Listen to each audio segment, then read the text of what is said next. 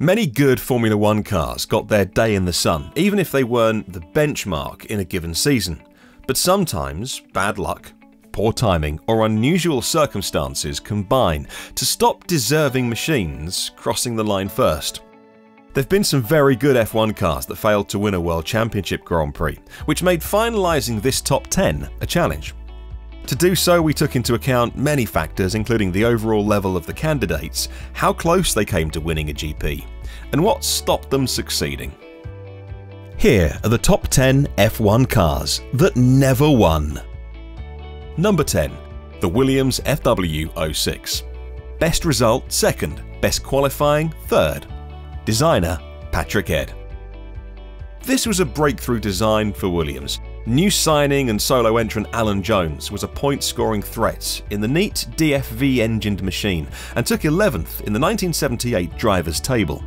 Jones grabbed everyone's attention at Long Beach, charging up to 2nd before a misfire struck. And another highlight came at Watkins Glen.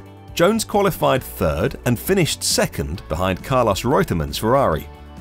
The simple FW06 was not very reliable, but it provided a launchpad for Williams, designer Patrick Head and Jones to become F1 winners and ultimately champions with the FW07. Number 9. The Jordan 197. Best result, 2nd. Best qualifying, 2nd. Designer, Gary Anderson.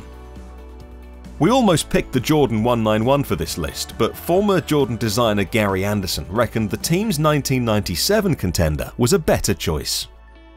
Giancarlo Fisichella finished 2nd in the Belgian GP and 3rd in Canada, while teammate Ralf Schumacher took 3rd in Argentina after the duo collided with each other. The German GP was arguably the race the 197 came closest to winning.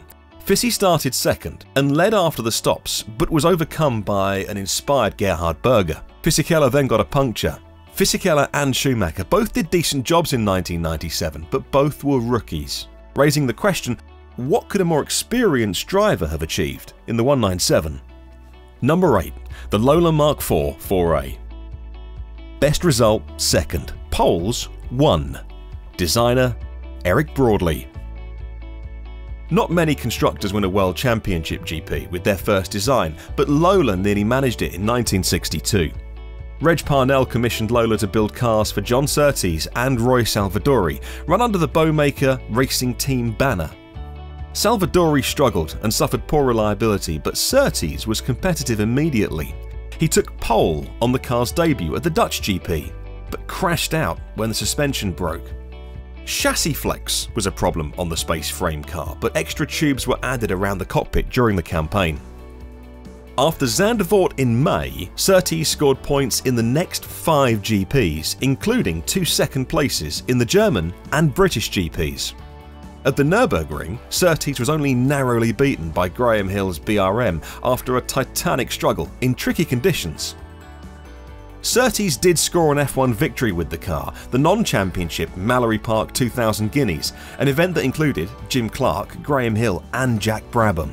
The team's form and its budget disappeared thereafter, but Lola still beat Porsche and Ferrari to 4th in the constructors' table, and Surtees was 4th in the drivers' standings. Number 7. The Matra MS120. Best result, 3rd. Poles, 2. Designers, Gerard Ducarouge and Bernard Boyer. After parting company with Ken Tyrrell and Jackie Stewart, the French concern Matra ran its own team in 1970.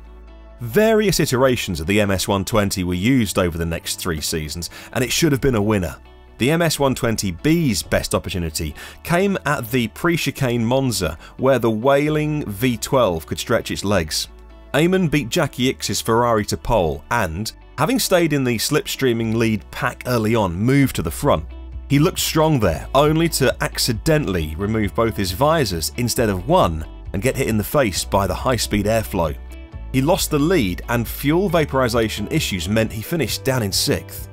Matra scaled back to 1 car for 1972, and the introduction of the stiffer MS120D for the French GP should have provided the team and Eamon with a long-awaited first victory. The New Zealander took pole, held off Denny Hulme in the McLaren and Stewart in the Tyrrell, while the thirsty V12 burned off its extra fuel load and started to edge away. But stones being dragged onto the circuit caused several punctures, and Eamon was one of the victims. A slow tyre change left the Matra 8th, but Eamon charged through the field to finish 3rd. Eamon would never lead another GP, and Matra withdrew from F1 at the end of 1972. Number 6. The March 711. Best result, 2nd. Best qualifying, 5th. Designers, Robin Herd and Frank Costin. Arguably the ugliest car on the list, the March 711 is probably the only one that could be said to have overperformed. Given that March was only the 7th fastest team and failed to score a pole despite having rising star Ronnie Peterson on its books, 4th in the 1971 Constructors' Championship must be considered a success. Crucially, the car was reliable, allowing Peterson to benefit from his spectacular press-on style. Often a major threat in the races, Peterson scored 5 podiums on his way to the runner-up spot. The 711 has the distinction of coming closer to a GP victory than any car on this list, Peterson losing out to Peter Gethin's BRM by 0.01 seconds in the famous 5-car finish at the Italian GP at Monza. The 711 was almost certainly a better car than the 701, but failed to follow in the GP winning wheel tracks of its predecessor. It'd be another 4 years before March won again. In joint 4th place, the Lotus 95T and the Renault RE50. The 95T from Lotus, best result 2nd, poles 2, designer Gerard Ducarouge. And for the Renault, the RE50, best result 2nd, poles 1, designers Michel Tetu and Bernard Dudot. These two 1984 machines belong together. Not only did they achieve similar performance, they were powered by the same turbocharged Renault EF4 engine, and both probably deserved to be winners. The 95T, driven by Nigel Mansell and Elio De Angelis, was more reliable, helping to explain why Lotus finished 3rd in the constructors' table, 2 spots ahead of Renault. Mansell famously crashed out in the wet at Monaco shortly after taking the lead, and Lotus even locked out the front row at Dallas, but the Renault came closer to winning a GP. Derek Warwick was only running at the end of 4 of the 16 races, and each time his Renault was on the podium, underlining the RE50's pace. He also nearly won the season opener in Brazil, retiring from the lead in the closing stages thanks to a suspension failure. Teammate Patrick Tambay scored a pole, but the poor reliability record stifled Renault, and the car's fuel consumption was also an issue in the era of fuel restrictions. Number 3. The Shadow DN5. Best result 3rd, poles 3, designer Tony Southgate. This is the only car on our list that scored 3 pole positions, and it was also an F1 winner, thanks to Tom Price's victory in the non-championship 1975 Race of Champions at Brands Hatch. Across the season, Shadow was faster than both March and Hesketh, which took a win apiece. Jean-Pierre Jarier took pole for the first 2 races of 1975. Crown wheel and pinion failure prevented him from even starting in Argentina, but he dominated in Brazil, having been 0.8 seconds clear of reigning champion Emerson Fittipaldi's McLaren in qualifying. Jarier was only 8 laps from home when the cam arm of his fuel metering unit seized. Shadow also suffered with Hewland's new TL gearbox, which was supposed to be stronger, but suffered teething problems. It wasn't just unreliability that hurt the DN5 though. Having 2 inexperienced drivers didn't help on occasion. At Monaco, both Jarier and Price crashed, having qualified well, while Price then spun out of the British GP after taking pole. It was a bit like that all through the year, recalls designer Tony Southgate. He said, "We had silly problems, some of our making and some not." Number 2. The BAR 006. Best result 2nd, poles 1, designer Jeff Willis. In almost any other year, the car finishing 2nd in the constructors' table could be expected to win several races, but the BAR Honda 006 had the misfortune of coming up against Ferrari's F2004, one of the greatest F1 cars of all time. That meant team leader Jenson Button took a pole and 10 podiums, but no victories. Michael Schumacher and Rubens Barrichello won all but 3 of the 18 races for Ferrari. Imola, the scene of Button's pole, provided a fine example of the car's problem. The BAR was 2.8 seconds ahead at the end of lap 1, but Schumacher then closed in and unleashed the Ferrari's pace during the pit stops, easily jumping into the lead. It was a similar story at Monza, where Schumacher spun on lap 1 and Barrichello started on wets, which was the wrong call. After making up for a poor start, Button led almost half the race, but could do nothing about the recovering Ferraris demoting him to 3rd. The best F2004 lap was 1.2 seconds quicker than anything else and 1.6 seconds faster than Button's. All bar 1 of Button's podiums came in races Ferraris won. The one slip-up coming at Monaco, where the BAR finished within half a second of winner Jarno Trulli's Renault. The 960 brake horsepower machine wasn't without innovation either. BAR arrived at the German GP with a torque transfer braking system, which was immediately banned.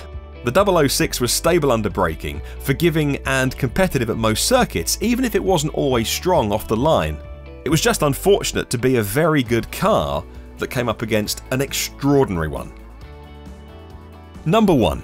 The Brabham BT45B. Best result 2nd. Poles 1. Designer Gordon Murray. The original 1976 BT45 was the first Gordon Murray designed Brabham after the team switched from the Cosworth DFV V8 to the Alfa Romeo Flat 12. It ended up with 5 fuel tanks and had a very mediocre season, but the car's successor was much more competitive.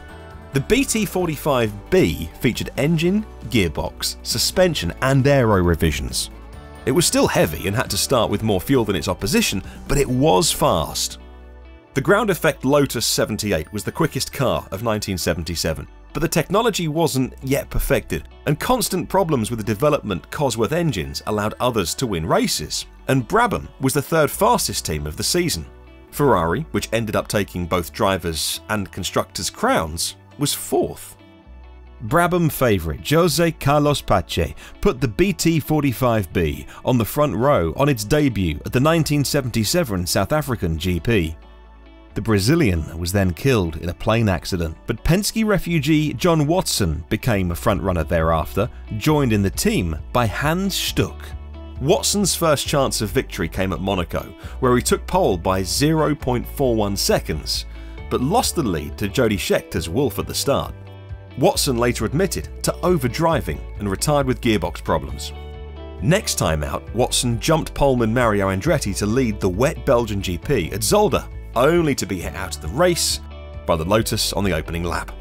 At Dijon for the French GP, Watson quickly overcame the fast starter James Hunt and started to pull away. Eventually, the pole sitter Andretti made it by Hunt's McLaren and the Lotus closed in. Andretti pressed for a way by, but Watson seemed equal to the task. And that was until the final lap, when the Alfa engine spluttered briefly for reasons never fully explained. Andretti got by and he stole victory. 2 weeks later at Silverstone, fuel pickup problems again cost Watson. Hunt's McLaren M26 beat Watson to pole, but the Brabham grabbed the lead at the start. Once he'd recovered from his poor getaway, Hunt caught the Brabham, but he couldn't prize an opening. Then the fuel issue struck the BT45B and Watson pitted. More fuel was put in, but the trouble soon returned and the Brabham retired. Watson ended that campaign with 1 podium and just 9 points, but he should have scored at least 3 times that many in a car he liked. And that's it for our unfortunate list of cars that never quite achieved the greatness they deserved. But what do you think? Let us know what great cars you think should have made our list in the comments below.